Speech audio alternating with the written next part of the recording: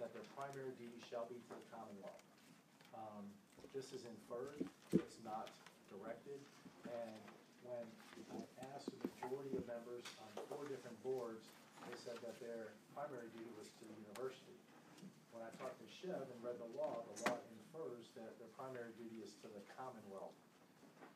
So I wanted to make sure it was clearly put in writing here. There is no fiscal impact.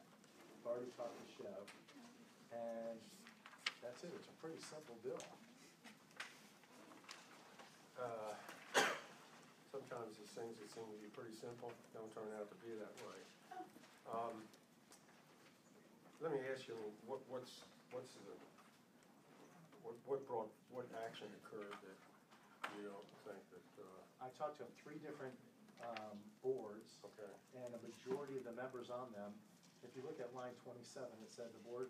This is previous law, existing law says the board member's duty is to the Commonwealth. And what we're doing is stating it as their primary role. That's inferred. When I talked to them, a majority of the members said that their primary duty was to the university. The reason for this is, if you're on a board of visitors or board of trustees or a board for the Commonwealth, you are supposed to be looking out for the Commonwealth and for the citizens of Virginia. The university comes second.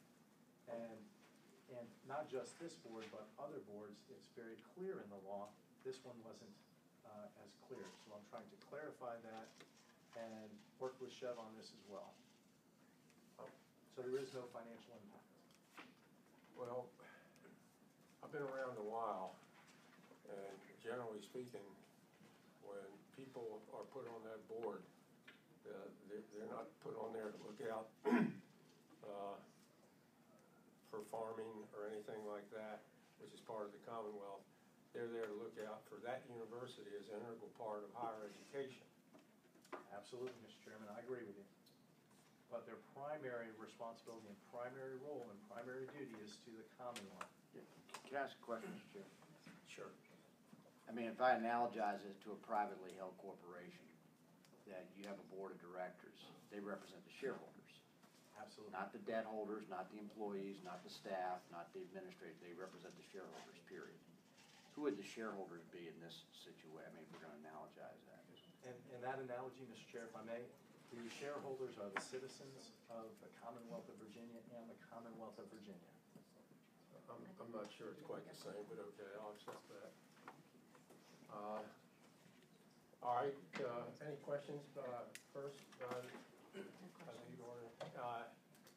Anybody in the audience want to comment for or against the bill? All right, there's, doesn't appear to be any, does anybody care?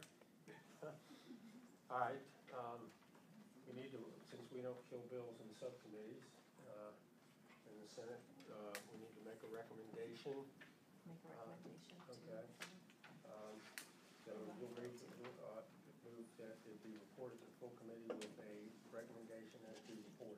That's your. Yes, that's okay. exactly what I Is meant. there a second? I'll second that. All right. Okay, all those in favor Aye. of that? Aye. Say aye. All right, 3. This means an abstention. Because I'd like to hear a little more, find out a little more. Okay, so it is recommended to be reported. Thank you, Mr. Chair. Sure. Thank you, members of the committee. Have a wonderful day. 1371 bond of the day, okay.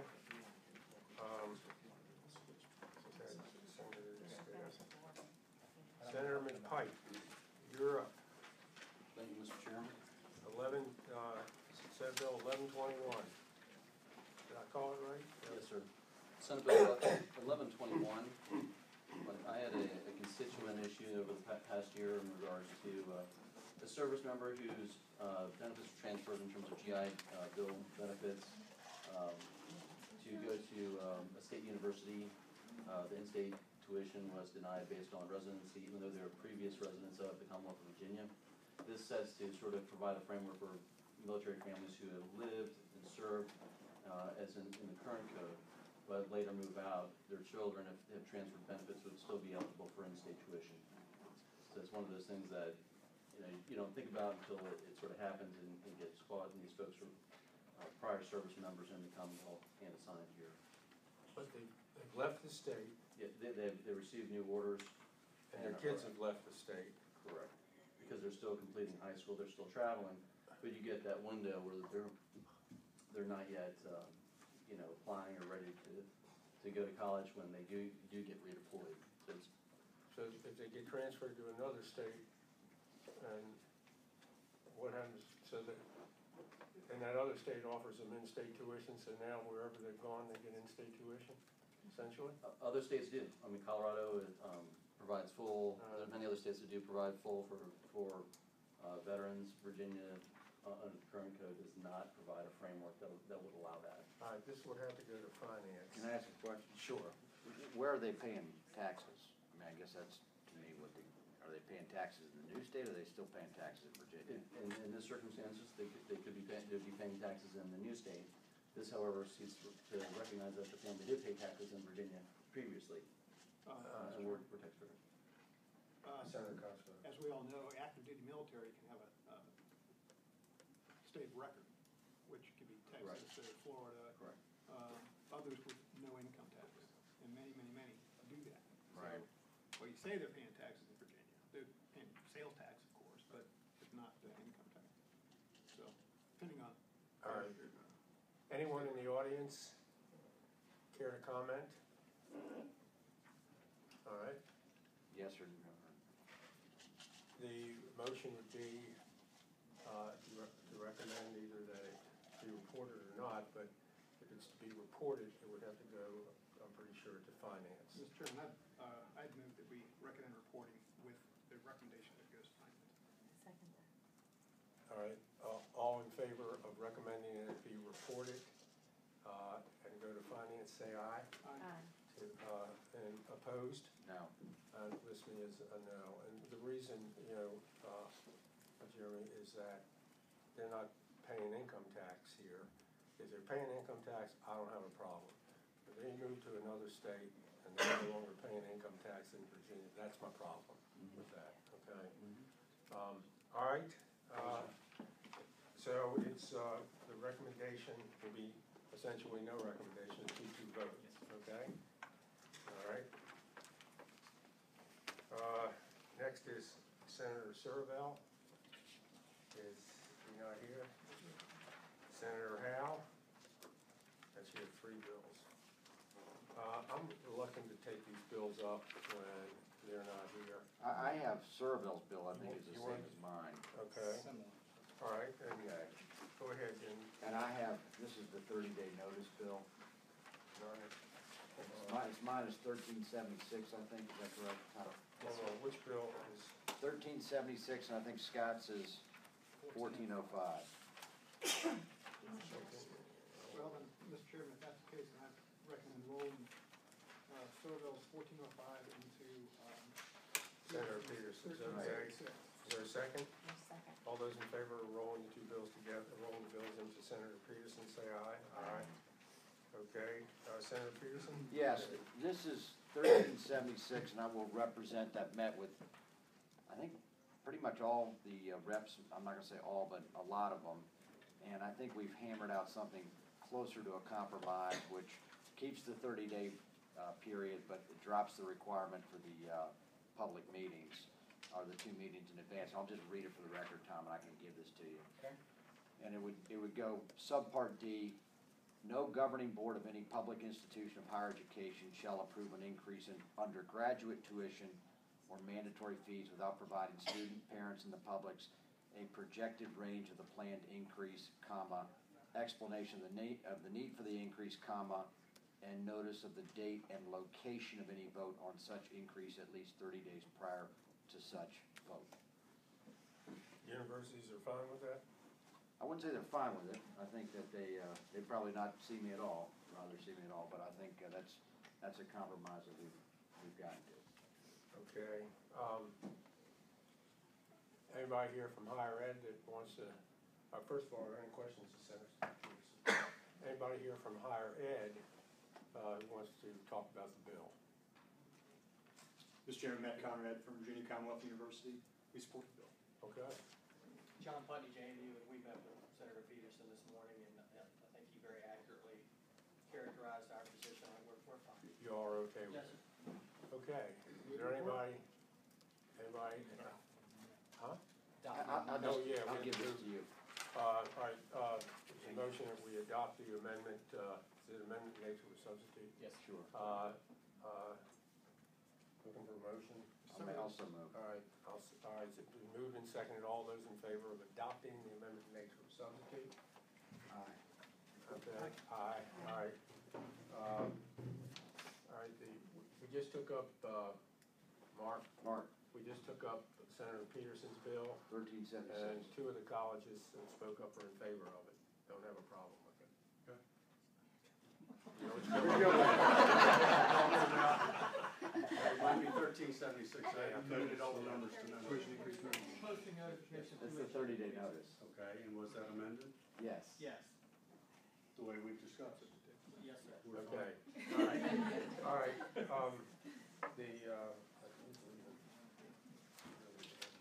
Scott, you're good. Scott, you got other bills? Yeah. So anyway, all right, is there a motion to recommend that we report? I so move. As amended. All right, as the amendment in nature of substitute, all those in favor say aye. Aye. Okay, 4-0. We, the Surhouse still here? Yeah. It just came We in. rolled, your bill into his 1376. Okay. All right. We'll change the box. That was good.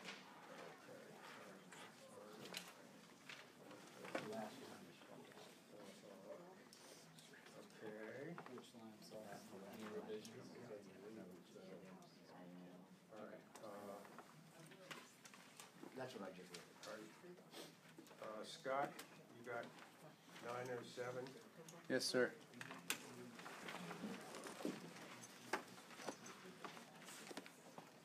Okay, come on up here. All right. We turn to the right page here. There should be a substitute for that. All right, hold on.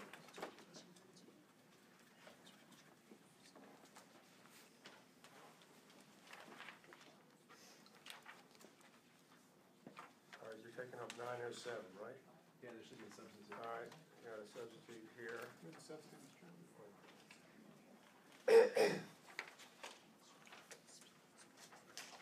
Okay, With the substitute. all right, it's been moved and seconded, substitute be adopted. All those in favor say aye. All right, substitute's adopted. Senator Serville, transmit. Thank you, Mr. Chairman. So Senate Bill 907 is an idea I actually got from Delegate Landis. I saw he had introduced this legislation. I just thought it was a good idea. Basically, the bill says that in order to be a rector or a vice rector of a board of visitors, with the exception of VMI, you have to be a Virginia resident. The reason, and it also has a clause saying that anybody who's currently rector is grandfathered. And VMI is excluded because of some of the peculiar rules about VMI.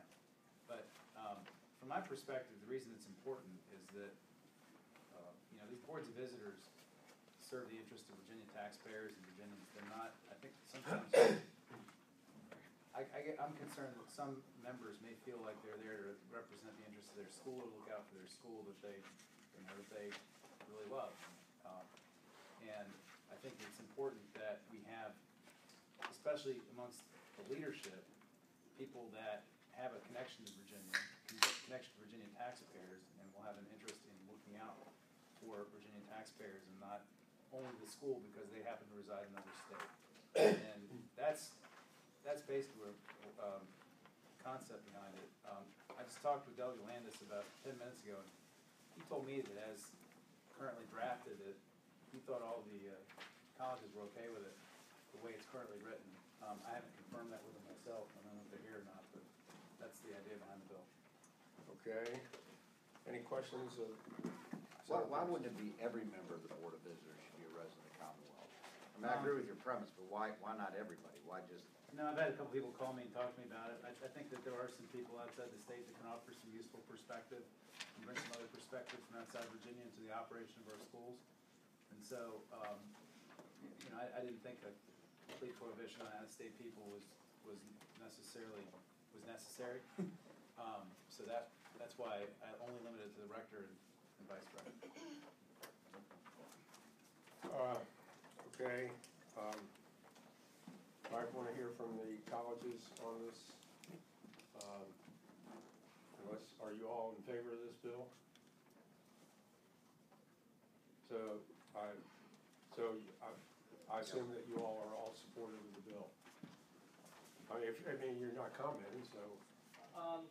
Again, John, Putney, JMU, Mr. Chairman, we've talked extensively with Senator Survell as well as Chairman Landis. As amended, we are perfectly fine with the bill. Mr. Chairman, Fred Radford, William & Mary. I've not had a chance to talk to Senator Survell. I have had a chance to talk to Delegate Landis. We would actually prefer the limitation on a percentage basis rather than this approach, but we understand what they're trying to accomplish.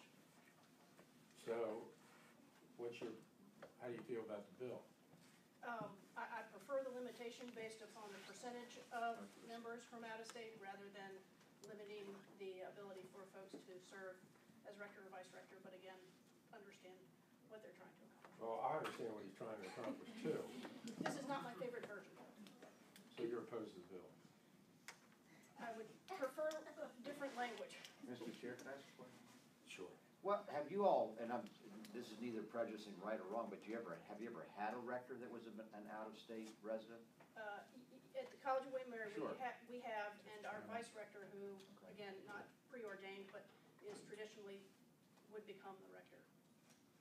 We have, and Okay.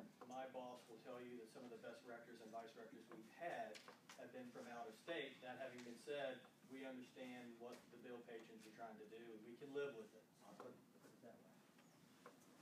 Mark? Mr. Chairman, Mark Smith, George Mason University.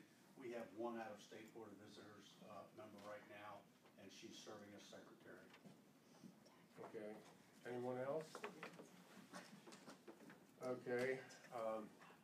The bill is before us. This is the one that's an amendment in nature of a substitute. That to be a rector or vice rector, you have to be a citizen of the Commonwealth of Virginia. Senator, you have that wrong, so I'd like to vote no on that one. Okay. So, Okay. Release your tax return? huh? Release your tax return? You want to look at my tax return? No, I'm not talking about you, Dick. Anyway,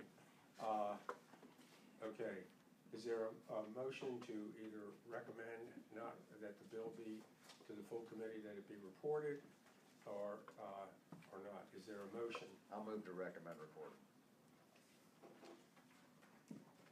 I'm waiting for a second. Can I get a second?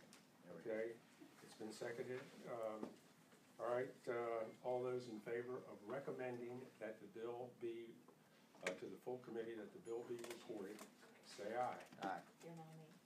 Huh? You're not me. Give me one. How do you vote on this? I'm voting no. Vote no.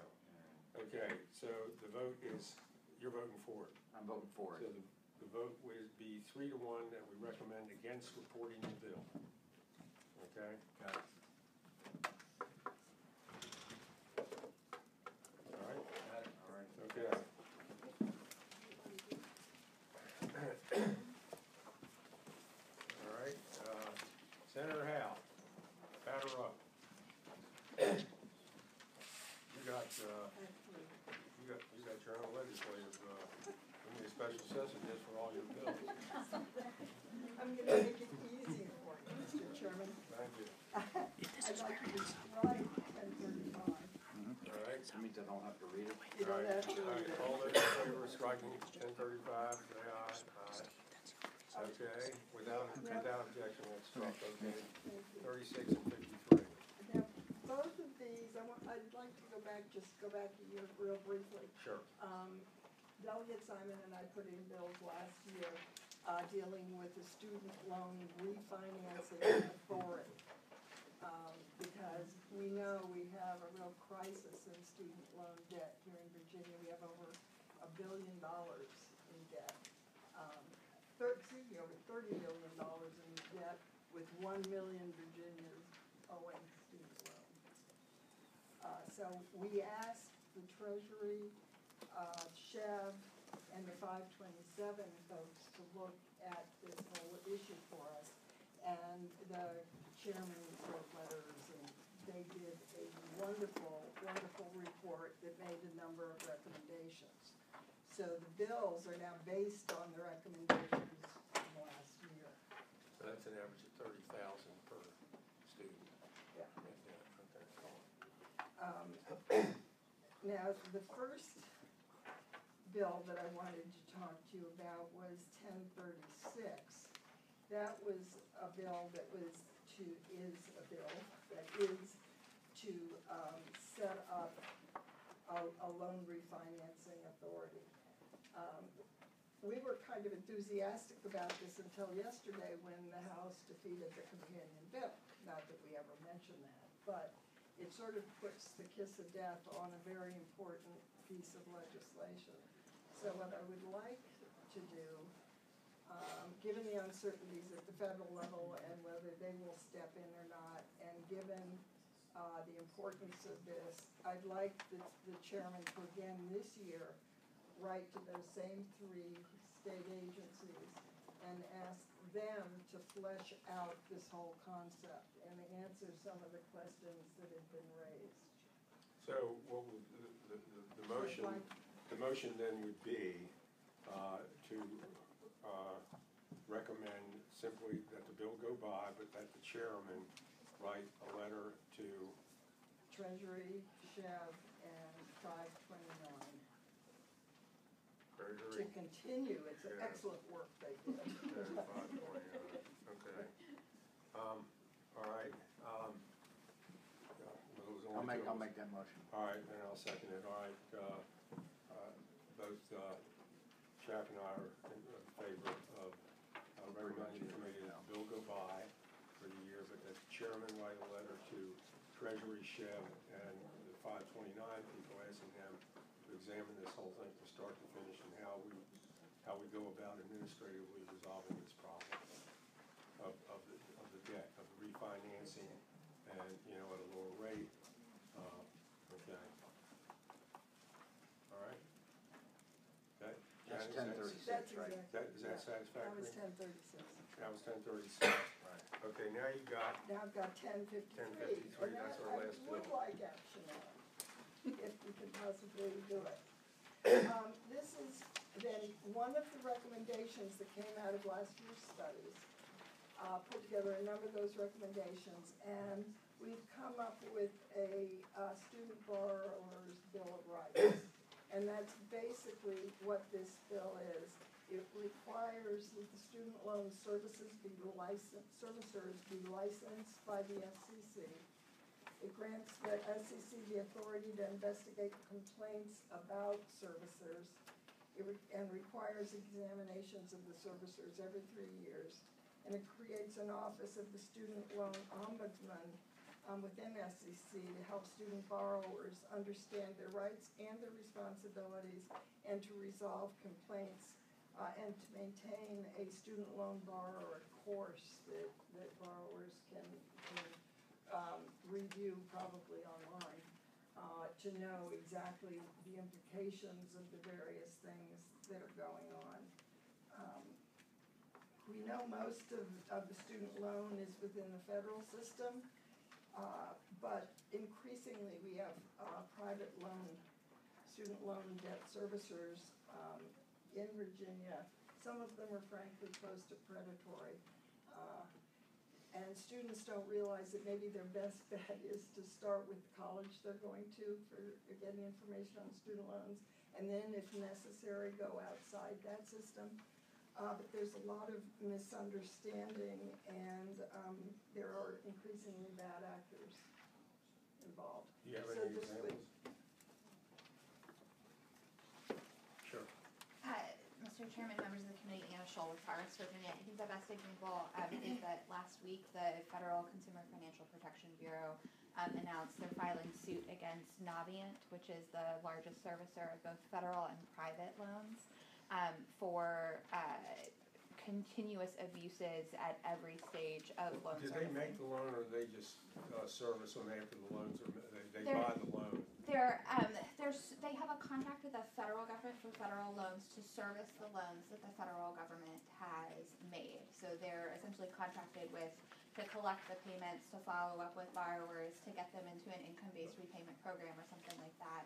But the interest rate was set by the federal government. It is, yes. And Not by them. what we've seen in a lot of cases, and I think we have some stories to share with you, is that students are across the board facing large problems with their servicers getting accurate information about their repayment options, delays or misinformation about enrolling in income-based repayment plans that can make their payments more manageable so that they can pay on a regular basis and pay off that debt. And in some cases are subjected to predatory or deceptive practices that make repayment that much harder. What do you mean by predatory practices? I've heard of predatory lending. Sure. So if servicers are giving borrowers conflicting information, so if a borrower calls and gets one customer service representative who tells them they need to file these documents and they're eligible for these programs, and they call back the same servicer and get a different customer service representative, oftentimes they are giving completely different information. So that they're is getting conflicting. misinformation, but not necessarily predatory. I think predatory is a term that I would say the CFPB has applied to Navient's practices in the lawsuit that they have filed. Okay. All right, yes, Scott. Let me ask you a question on behalf, but anyways, if Chad. the federal government already, to some All you extent. lawyers look alike. Yeah, I know we do. I mean, for example, the FAFSA, and they already have a standardized practice at the Federal Department of Education, correct? I mean, don't all these servicers and don't they have to register with the feds? Yes, Mr. Chair, Senator Peterson, so for federal student loan servicers, they are contracted with the Department of Education Right. to execute collecting on that loan. And the Department of Education, under the previous administration, has looked at strengthening some of those practices. I think there is a fair amount of uncertainty at the federal level right now.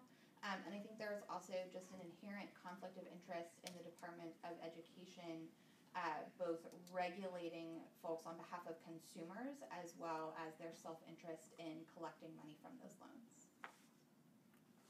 Okay, all right, well, I guess what my question is that, and I've both represented clients that have basically been, not in this business, but have advised people, and I'm familiar with FAFSA, and I've got my own teenagers. But if the federal government has their own set of rules and regulations, and I understand you're saying that they're trying to collect the loan, so maybe they shouldn't be regulating it. But if they've already got their own set of rules and regs at the federal level, and all these servicers are complying with those rules and regs, aren't we sort of just putting a duplicate set of regs on top of that? So, Mr. Chair, Senator Peterson, I would clarify by saying the federal government has a number of programs in effect for borrowers to repay their loans. So based on your income and which loans you have, you may be eligible for any number of income-driven repayment programs, or depending on your occupation or disability status, you could be eligible for a forgiveness program. But the federal government and the Department of Education does not have standard consumer protections like what are proposed in Senator Howell's bill to protect borrowers and ensure those servicers are serving their best interest. Can I have one last question? Sure. And I actually had a lawsuit on this a couple of years ago, which had nothing to do with, it had to do with the company that actually instructed parents on how to fill out a FAFSA so that they could qualify for financial aid for their kids. And in a lot of ways, that had to do with a lot of, in my opinion, fraud. I totally understand what you're trying to do here. I guess I've never seen, our own SEC, Lord knows maybe they got free time on their hands right now, but the bottom line is this is not something they've done before, and there is a whole federal agency that's dedicated to this. So, Mr. Chair, Senator Peterson, I think I would respectfully disagree. The Bureau of Financial Institutions at the State Corporation Commission actually licenses and oversees any number of financial institutions that are making loans for mortgages, for payday Right. loans and title loans. Right, and but student consumer loans credit. are different. We've never done that before. Well, but student loan servicing is not necessarily an entirely different financial practice than servicing a mortgage or another type of loan. And they do have the experience in that sector, and there are provisions within the bill for a licensing fee structure to support that We're work. gonna get it.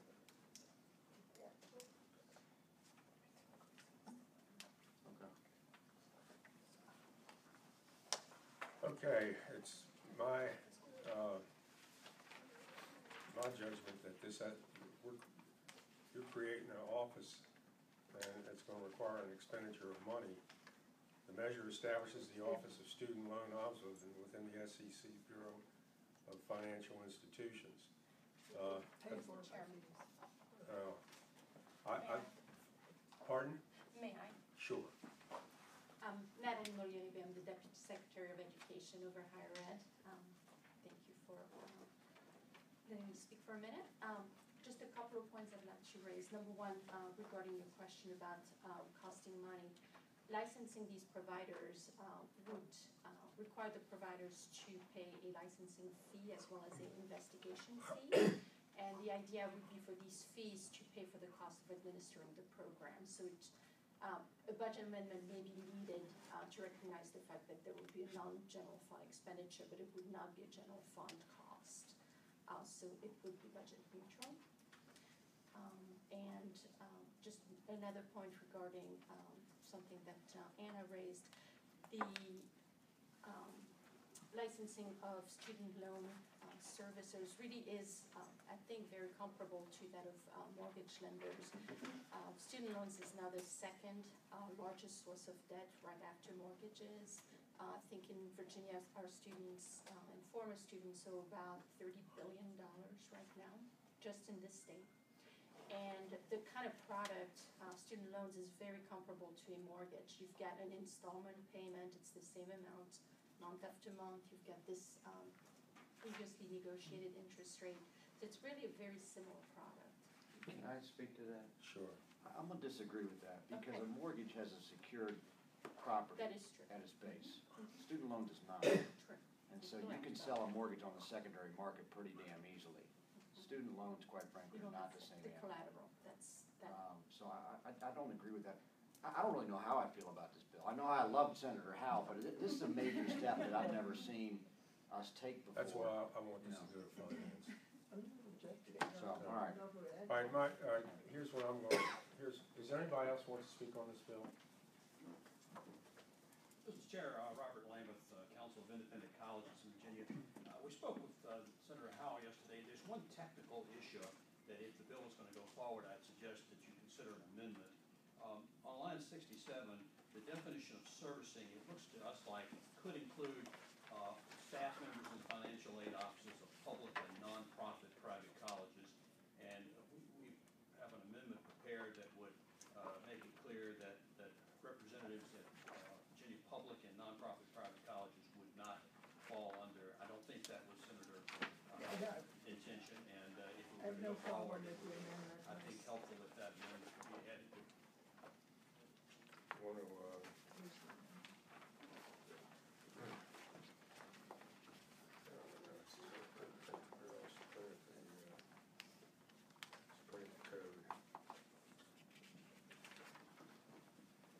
Where do you have it going? Sorry, on line 86, after 2 would be a new line, 87.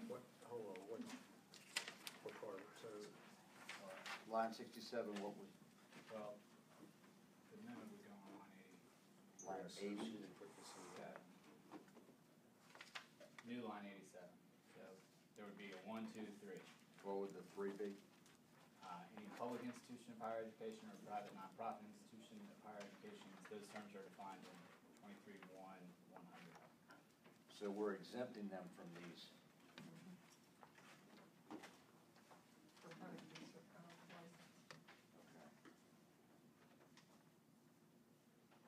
Can I ask a question, Dick, while you're... Sure. Is there anyone here that speaks for the student lending industry? I mean, anyone here? Because obviously they're gonna be getting this regulation and paying these fees. Bueller? Okay.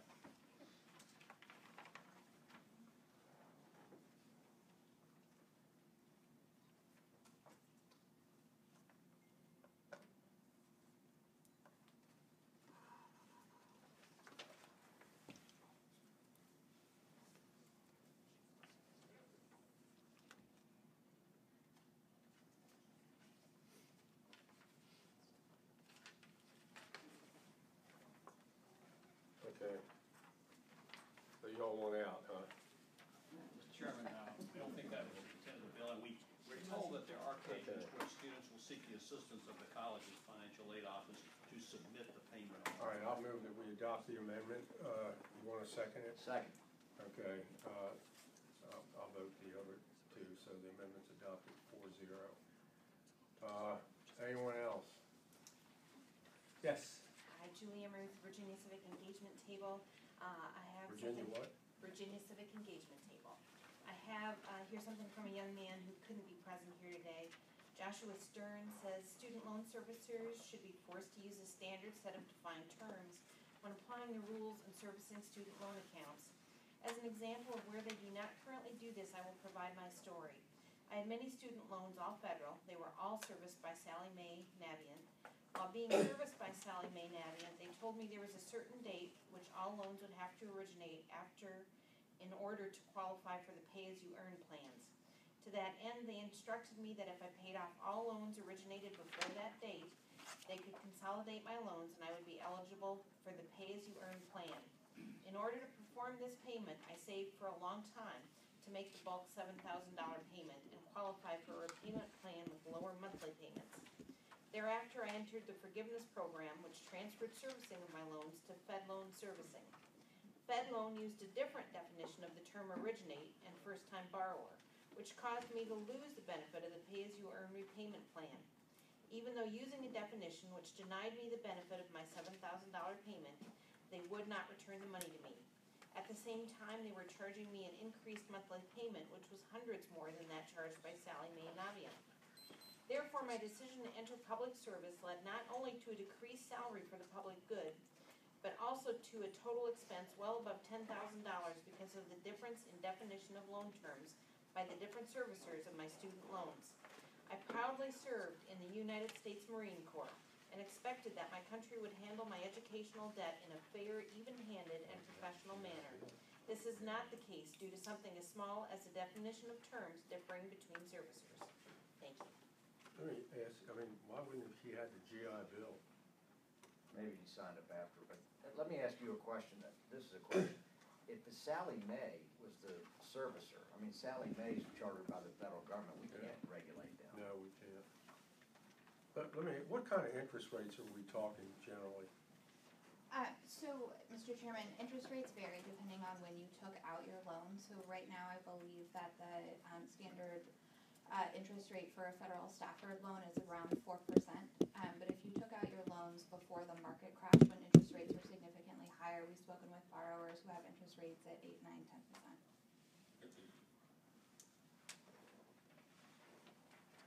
We should bring back the refi bill.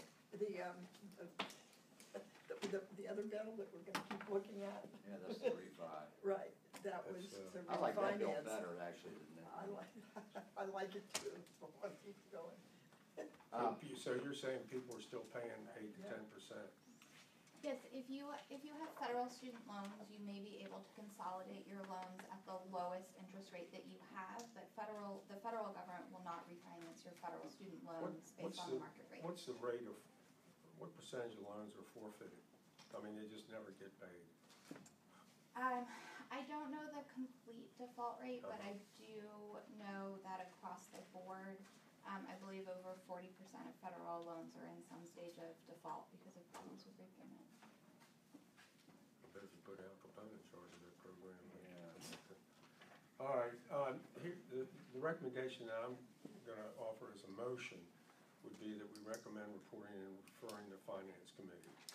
Yeah, I'm gonna second that, Mr. Chair, just give this a little bit of discussion. I like the bill about the refinance. I'm not saying I definitely put, because there's gonna be some issues with that, but at least that way we'd have something tangible to help people. I'm not quite sure if this is actually gonna help people, because we have so many exclusions to it. I don't know who actually is gonna get caught up. And you're right, we can't regulate We Sallie can't Mae. regulate Sallie Mae. And we let out the banks and we let out the private colleges, so. There's more to this though than the licensing. Right. There's also the ombudsman, which is the thing Well, really, let- or All right, navigator. so anyways, I'll second All at right. this point, we're To doing. get the train, running, all right, all those in favor, which would be you and I, recommend that we report it, but we refer it to Finance. Okay, so list that. I'm not you know, I don't know where those two, let's temporarily abstain them, okay? I don't wanna commit, commit them, and they say, geez, we voted for this. So, okay.